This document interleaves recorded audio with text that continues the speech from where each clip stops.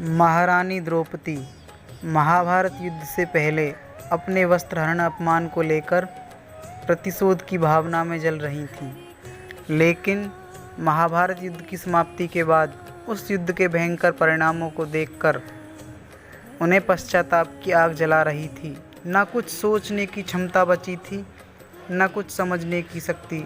कुरुक्षेत्र में चारों तरफ लाशों के ढेर थे, जिनके दाह संस्कार के लिए न लोग उपलब्ध थे न साधन। कुरुक्षेत्र में मानो चारों तरफ विधवाओं का ही शोर गूंज रहा था। पुरुष इक्का दुक्का ही दिखाई पड़ते थे, अनाथ बच्चे घूमते हुए दिखाई पड़ते थे, और उन सब की महारानी द्रौपदी अकेली महल में शांत बैठी मानो शून्य को ताक रही थीं। तभी भगवान श्री कृष्ण ने कक्ष में ये बोलते हुए प्रवेश किया कि महारानी द्रौपदी की जय हो। तभी द्रौपदी भगवान को देखते ही उनके चरणों से लिपट जाती हैं। भगवान तभी द्रौपदी को साहस बंधाते हैं और द्रौपदी को थोड़ी देर रोने देते हैं। फिर भगवान अपने चरणों से हटाकर द्रौपदी को समीप के पलंग पर बिठाते हैं। तब द्रौपदी भगवान से कहती हैं, यह क्या हो गया सखा, ऐसा तो मैंने नहीं सोचा था। तब भगवान कहते हैं कि नियति बहुत क्रूर होती है पांचाली, वह हमारे सोचने के अनुरूप नहीं चलती, हमारे कर्मों को परिणामों में बदल देती है। तुम प्रतिशोध लेना चाहती थी द्रौपदी, और तुम सफल हुई। द्रौपदी, तुम्हारा प्रतिशोध पूरा हुआ। सिर्फ दुर्योधन और दुशासन ही नहीं, सारे कौरव मारे गए। तुम्हें तो प्रसन्न होना चाहिए कि तुम्हारी दुशासन के रक्त से अपने केश धोने की प्रतिज्ञा पूर्ण हुई।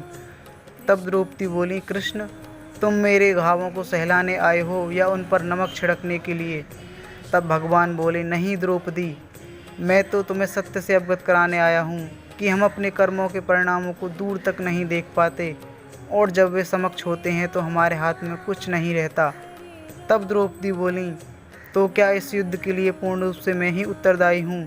तब भगवान बोले, नहीं द्रौपदी, तुम स्वयं को इतना महत्वपूर्ण मत समझो, लेकिन तुम अपने कर्मों में थोड़ी सी भी दूरदर्शिता रखती तो स्वयं इतना कष्ट कभी नहीं पाती। द्रौपदी बोली, हे सखा, तब मैं क्या कर सकती थी? तब भगवान कृष्ण बोले, जब तुम्हारा स्वयंवर हुआ तब तुम कर्ण को अपमानित नहीं करती और उसे प्रतियोगिता में भाग लेने का एक अवसर देती तो शायद परिणाम कुछ और ही होता। इसके बाद जब कुंती ने तुम्हें 5 पतियों की पत्नी बनने का आदेश दिया, तब तुम उसे स्वीकार न करती तो भी परिणाम कुछ और ही होता। और उसके बाद तुमने अपने महल में दुर्योधन को अपमानित किया, ऐसा नहीं करती तो तुम्हारा चीरहरण नहीं होता, तब भी शायद परिस्थितियाँ कुछ और ही होती।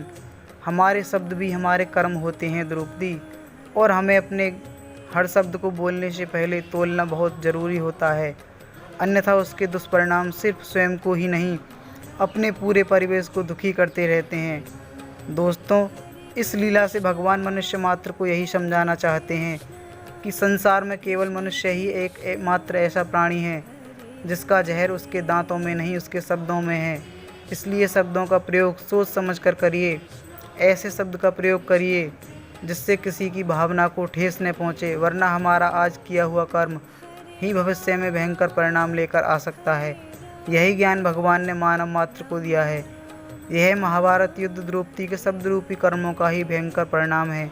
अगर वो शब्दों का सही उपयोग करती तो शायद महाभारत न होता। जय श्री राधे कृष्ण।